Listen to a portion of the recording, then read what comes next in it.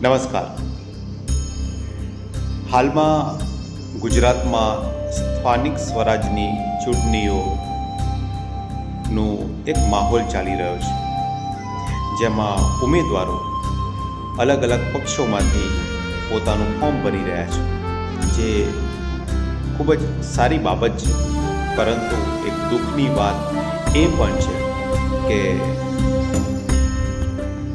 ઘણા બધા ઉમેદવારો પોતાના ફોર્મ પરત ખેંચી રહ્યા છે.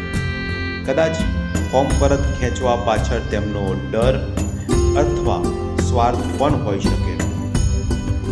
પરંતુ મિત્રો, કહેવાનું એટલું જ કે આ દેશને આઝાદી, લોકશાહી એક રાતમાં નથી મળી.